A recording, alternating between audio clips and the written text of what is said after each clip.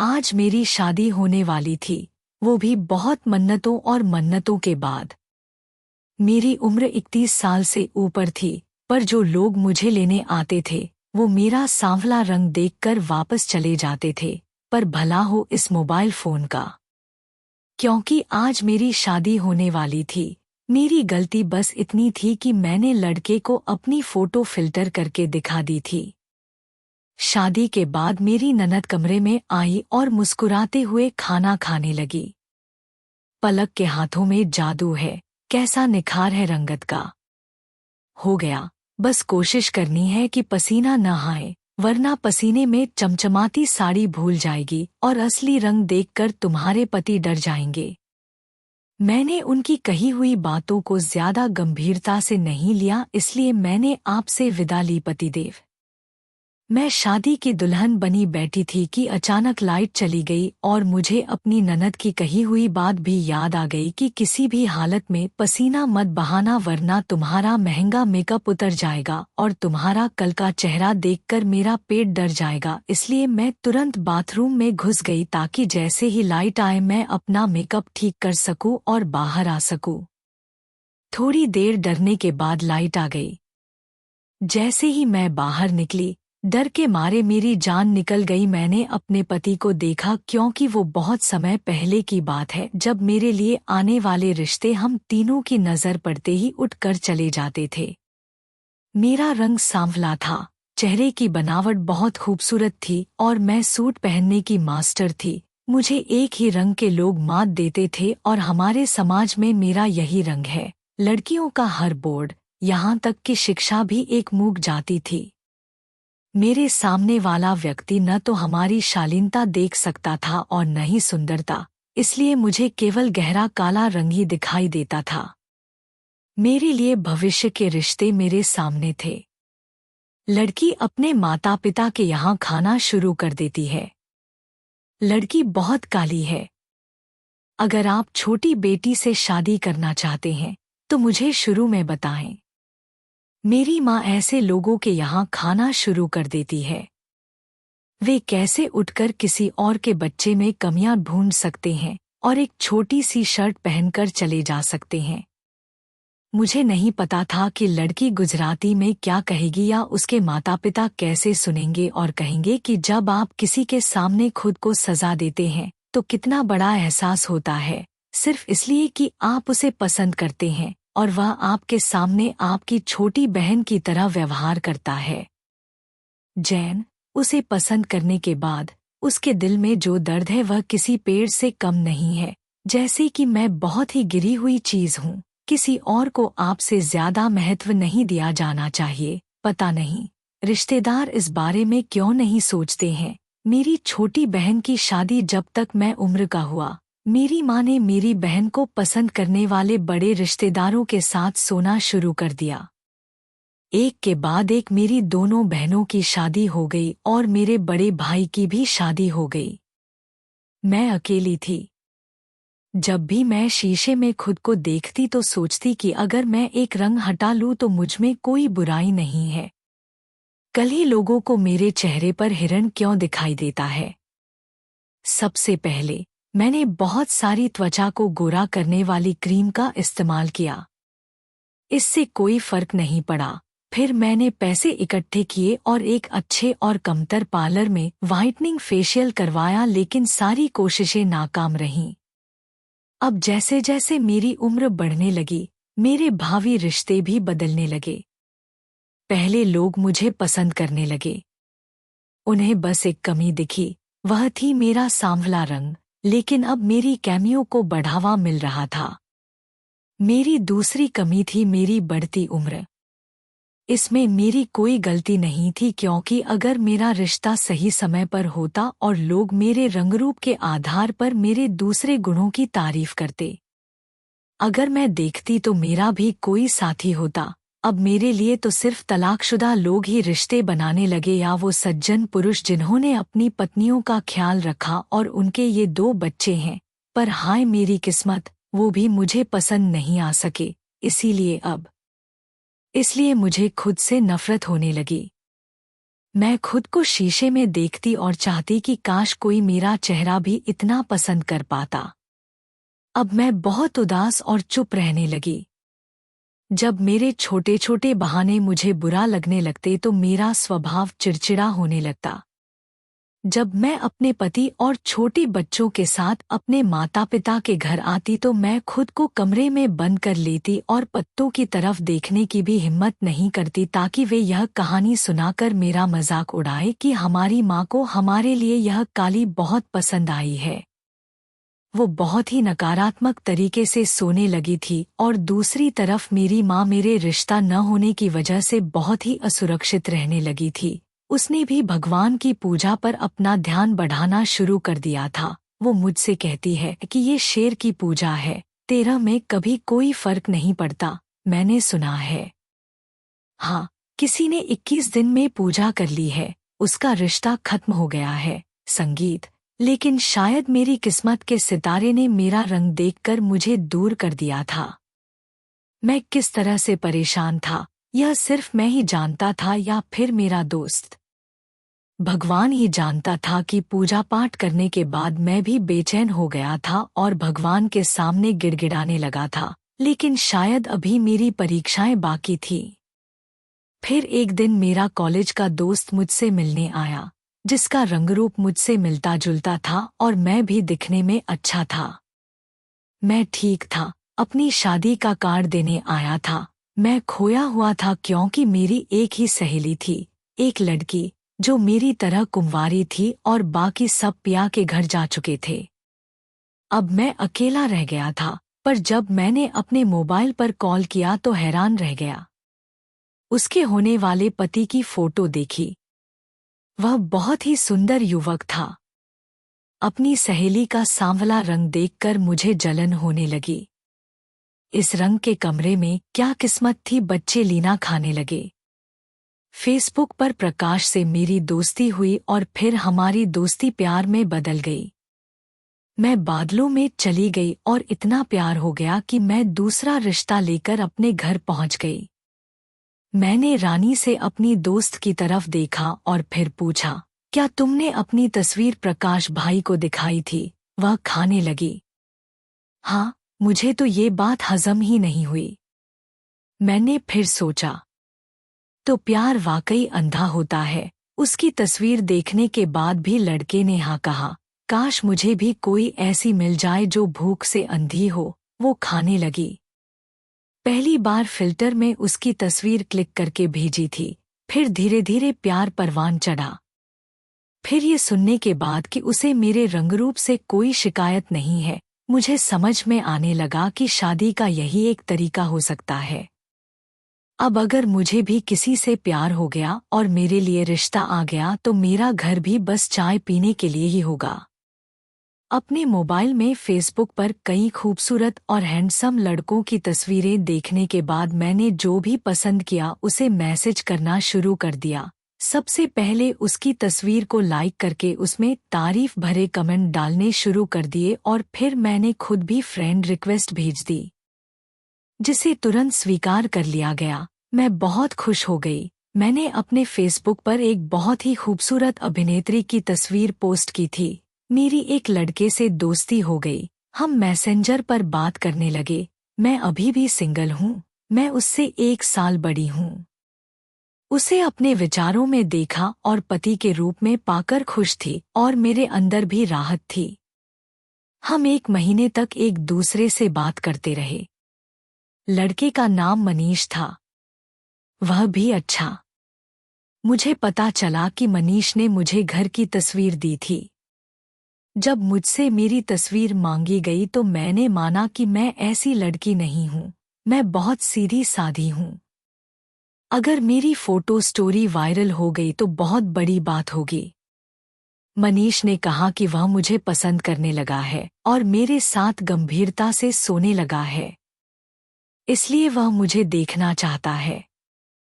मुझे अपने दोस्त की बात याद आ गई। मैंने सोचा कि मैं देखने में बहुत सुंदर हूँ, तो क्या अर्चना, मुझे फिल्टर लगाकर अपना रंग गोरा करना चाहिए और अपनी फोटो भेजनी चाहिए। मैंने वैसा ही किया और लड़के को फोटो देखते ही भेज दी। उसे फोटो पसंद आई। मैं सबके सामने अपनी तस्वीर बिछाकर रखता था और उसे खाने के लिए मजबूर करता था। तुम बहुत सुंदर हो। उसकी बातों ने मेरे अंदर एक कमी को उभार दिया था। कई सालों से मैं अपने रंग की वजह से उपहास सुनता आ रहा था। यह पहली बार था जब किसी ने मेरी तारीफ की थी। मुझे ऐसा लग रहा था जैसे मैं हवा में उड़ रहा हूँ। मुझे लगने लगा कि तुम्हारा चेहरा किताब में छपे चेहरे जैसा है। ये शब्द सुनकर मैं शर्म से पानी पानी हो गई। ये पहली बार था जब किसी ने मेरे चेहरे पर रंगरूप के अलावा कुछ और अच्छाई देखने की कोशिश की थी। और फिर जब ये सिलसिला शुरू हुआ तो राहत अक्सर मेरी तारीफ किया करता था। फिर मुझे उससे पता चला कि वो एक सॉफ्टवेयर इंजीनियर है और ऑनलाइन बिजनेस भी करता है। मैंने उसे अपनी पढ़ाई के बारे में बताया था और साथ ही ये भी बताया था कि मुझे खाना बनाने का शौक है। वैसे तो मैं विशेषज्ञ हूँ, लेकिन हमारे विचार और स्वभाव बहुत मिलते जुलते थे। 4-5 महीने हो गए थे जब से मैंने रिश्ता भेजना शुरू किया था और अब मैं सोच रहा था कि घर पर किससे बात करूं। मेरा पहला ख्याल मेरी भाभी का आया। मैंने उनसे कहा, मैं यह सोच रहा था कि जब रिश्ता आए तो भाभी को ही बात संभालनी चाहिए और फिर वही हुआ। मनीष के घरवालों को मेरे रिश्ते के लिए हर रोज आना पड़ता था। मैं ठीक था। भाभी ने मेरे माता पिता को बता दिया था कि मेरे लिए रिश्ता किसी अपने से आया है। वे मुझे देखकर बहुत खुश हुए और हम शादी के लिए भी राजी हो गए थे। माँ खुश हो गई कि यह पहला रिश्ता था, उन्हें मैं पसंद आ गया और मनीष को देखकर उन्होंने कुछ कहा। मैं चुप हो गई और भाभी से पूछा कि मनीष कैसा लगा। वह खाना खाने लगा। देखने में सुंदर है। अब जब प्यार हो गया है तो जाहिर सी बात है कि आप सोच समझकर ही काम करेंगी। चिंता मत करो और मिठाई खाओ। 1 महीने बाद मेरी भी शादी हो गई। रोशनी। मैं वॉशरूम गई तो लाइट जलते ही मेकअप करके बाहर आई तो देखा कि मनीष मेरे पेट पर बैठा है। बिल्कुल वैसा ही दिख रहा है जैसा तस्वीर में है। मैं शर्मा गई और बिस्तर पर चली गई और फिर वो आकर बैठ गया। हमारे बीच कुछ सेकंड खामोशी में गुजरे। सबने कहा कि तुम अपनी तस्वीर से भी ज्यादा खूबसूरत हो। उसने मेरा हाथ थामा और मुझे अंगूठी पहना दी, पर अंदर ही अंदर मैं डर रही थी कि कहीं मेकअप का सामान पाकर मनीष का प्यार खत्म न हो जाए। पर उसकी अगली बात ने मेरे होश उड़ा दिए थे। मैं खाने लगी, इस भारी ड्रेस की गर्मी में तुम्हें परेशानी हो रही होगी। अब मैं सोच रही थी कि उसे कैसे बताऊं कि मेरा रंग सांवला है, हालांकि मैं इसके लिए 1 महीने से मानसिक रूप से तैयारी कर रही थी। संगीत। मैंने सोचा कि बस इतना ही काफी है कि मैं उसके सामने एक जाती हूँ। अगर वह नाराज हुआ तो मैं रो रो कर उसे अपने प्यार का इजहार करूंगी। आखिरकार मैं उससे प्यार करती हूँ। जब कोई प्यार में पड़ता है तो इंसान खुद के सामने होता है। मैं ऐसे बटनों पर ध्यान नहीं देती। मैं उठकर वॉशरूम चली गई। मुझे आश्चर्य का एक और झटका लगा। जब मैं उसके सामने बैठी थी तो ना तो उसे इस बात का कोई असर हुआ और ना ही उसके चेहरे पर कोई नाराजगी थी। हालांकि वो गोरा था, लेकिन मैं उसे ऐसे देख रही थी जैसे मैं अभी दुल्हन बनी हूँ और सारे गाने लेकर उसके सामने बैठी हूँ। जब मैंने खाना शुरू किया तो मैं पहले से भी ज्यादा तुमसे प्यार करने लगी थी। जैसे ही मैंने फिल्टर में तुम्हारी तस्वीर देखी मैं तुम्हारा दीवाना हो गया। संगीत। तुम्हारे खूबसूरत चेहरे पर गोरा रंग। मैं यह सोचने से खुद को रोक नहीं पाया कि अगर तुम्हारा रंग यह होता तो और भी प्यारी लगती गोगी। असलियत में भी तुम तस्वीर से कहीं ज्यादा खूबसूरत हो लीना। तुम्हारा यह रंग तुम्हारे खूबसूरत चेहरे पर अच्छा लग रहा है। मैंने सोचा कि उसकी बातें सुनकर मेरी आंखें चौड़ी हो गईं। ऐसी क्या कमी है जो मुझे यह पसंद है। तभी कमरे के दरवाजे पर दस्तक हुई। मेरे जीवन में अंधेरा लाने वाले मनीष ने पंख को एक तरफ रखकर स्टैंड को अपने करीब लाया और मैं यह देखकर दंग रह गया कि मैं उसके सहारे खड़ा था, एक पेड़ से अपाहिज। मैं लोहे की छड़ी की मदद से कमरे का दरवाजा खोलने जा रहा था और मुझे लगा कि इस कमरे में सच मेरे ऊपर गिरना चाहिए। इतना बड़ा झूठ है मेरा। मेरा दिल टूट गया। मैं अपनी किस्मत पर रोने लगा, उसके घुटनों के नीचे, लेकिन वह पूरी तरह से गायब थी। यह देखकर मेरे दिल के कांटे छिपने लगे और मेरी आंखों से आंसू टपकने लगे। इसलिए बेहतर है कि मैं अपने जीवन के बाकी समय के लिए शादी न करूं। इस पर उसने अपना समय कमरे के बाहर बिताया। उसके हाथ में एक दूध का गिलास था और उसने उसे साइड टेबल पर रखा और कमरे के दरवाजे पर चली गई। मेरे दिल पर भी पट्टियां बंधी हुई हैं। ऐसा लग रहा था जैसे किसी ने इस दिल को मुट्ठी में लेकर पोस्ट कर दिया हो जब मुझे मां से विदा लेनी थी। कारण समझ में आया, भाभी को क्या हो गया था और वो चाय पी रही थी, जिससे भैया के सिर से बोझ उतर जाए और घर पर अकेले राज करें। मेरी माँ जो पहले से ही मानसिक रूप से परेशान थी, वो मेरे दादा पर भी आंसू नहीं रोक पा रही थी। मैसेज भेजने के बाद वो रो रही थी। मैं बैठ गया और उसने मेरी तरफ थोड़ा डरते हुए देखा और कहने लगा, तुम्हारी माँ और तुम्हारी भाभी ने तुम्हें कुछ नहीं बताया? मैंने उन्हें सब बता दिया था। शायद उन्हें मेरे भागने का कारण पता था। मैंने उन्हें बता दिया। और उसने भी उसकी आंखों में शिकायत देखी और फिर उसने कहा, तुमने मुझे यह पहले क्यों नहीं बताया? मेरी बात पर वह कहने लगा कि हमारा रिश्ता बताने वाला नहीं है। थलीना को देखने से पहले ही हम एक दूसरे को पसंद कर चुके थे। हमने बाद में एक दूसरे से बात की थी। हम अपने प्यार का इजहार पहले ही कर चुके थे। तुम्हें मेरी आदत और मुझे तुम्हारे विचार पसंद आए। अब मैं क्या कहूँ कि 100 लड़के देखने के बाद उसे पसंद किया था, पता नहीं क्यों, लेकिन जैसे ही मनीष ने मेरा हाथ पकड़ा, मैंने झटके से उसका हाथ पीछे खींच लिया और उठकर मेरे सामने सोफे पर बैठ गई। कुछ डर के मारे वह हैरानी से मुझे देखता रहा और फिर चुपचाप बिस्तर पर लेट गया। मेरी शादी को 15 दिन हो चुके थे, लेकिन मैंने इस बारे में उससे ठीक से बात नहीं की। उसने मेरे साथ धोखा किया था, लेकिन वह मेरे बिना मरने में बहुत खुश थी।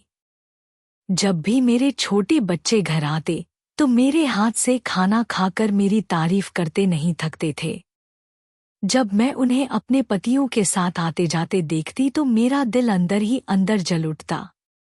यह राहत की बात थी कि मेरे पति इतने सक्षम नहीं थे कि मुझे मोटरसाइकिल पर जाने देते। पहले तो मनीष काफी देर तक मुझसे मेरे व्यवहार के बारे में पूछता रहा, लेकिन जब मैंने कोई जवाब नहीं दिया तो वह चुप हो गया और बस अपने लैपटॉप पर काम करता रहा। दूसरों के पतियों को घूमते देखकर मुझे अपनी माँ से जलन होती थी। मनीष को हमेशा बेहतर उठाने में दिक्कत होती थी, लेकिन मैंने उसका हाथ पकड़कर उसे उठाने या बैठाने में मदद भी नहीं की, बस तिरस्कार से मुंह फेर लिया। आज तक किसी ने रिश्ता नहीं देखा था, लेकिन मेरे पति पत्नी मेरी तारीफ करते नहीं थकते थे। मेरे पास लौटने का कोई रास्ता नहीं था, इसीलिए जब मैं यहाँ रुका था तो मुझे अपना दिल लगाना पड़ा। मन ही मन गुस्से से जवाब देता था, मैं तुम्हारी घुटन बर्दाश्त नहीं कर पा रहा था, पर तुम चुपचाप मेरी हर हरकत सुन रहे थे। ऐसा करते समय तुम्हें मेरे शब्दों की कठोरता का एहसास भी नहीं हुआ। मुझे तुम्हारा हर काम करना पड़ता है। अगर तुम विकलांग ना होते तो मुझे इतना भी कम नहीं करना पड़ता। मुझे तुम्हारे साथ बाहर भी नहीं जाना है। शक्ति, लोग मुझे कैसे देखेंगे? मेरी बातों का कोई जवाब नहीं देते थे, बस एक चुप्पी साधे रहते थे। बस ऐसा करके तुम मुझसे कम मत करो। वैसे तो मैं उनकी ज्यादा परवाह नहीं करता था, लेकिन वे ज्यादातर घर पर ही रहते थे क्योंकि उनका सिर लैपटॉप पर कम रहता था। मैं अपने कमरे में तभी रहता था जब डर लगता था। मैं अपने माता पिता के साथ बैठकर बातें करता रहता था। मैं सपने देखता रहता था। मैं अपने माता पिता का बेटा था। एक बार उसने मुझसे कहा कि वह एक दोस्त के साथ बाहर जा रहा है। अगर मैं अपने माता पिता के घर जाना चाहूँ तो वह मुझे छोड़ देगा। यह सुनकर मैं तेज अंदाज में हंसा और कहा कि आप मुझे कहानी तक ले जाने में सक्षम हैं। यह सुनकर उसका चेहरा उदास हो गया और वह सोचने लगा कि गाड़ी चलने में आ गई है। फिर मैंने सोचा कि एक बार तो यह ऑटोमेटिक जरूर होगी। फिर मेरे दिल में जिज्ञासा पैदा हुई कि देखे तो गाड़ी चलती कैसे है। मैं उसके साथ चला गया और गाड़ी पार्क कर दी। मैनुअल था, वो गाड़ी को बहुत सफाई से चला रहा था। एक मोड़ से दूसरी मोड़ पर कंट्रोल कर रहा था। उसकी सुविधा के लिए एक छड़ी भी रखी थी। बाद में जब उसने गाड़ी को सिग्नल पर हिलाया तो पास की गाड़ियों में बैठी लड़कियां हम दोनों को हैरानी से देखने लगी और फिर हंसने लगी। कितना खूबसूरत जवान आदमी है और बीवी, देखो, एकदम काला। बेचारे पर तरस आया, पर हम दोनों ने उसकी बात मान ली। कल मेरा फोन बजा, पता चला कि खूबसूरत वाले के पास एक नहीं है।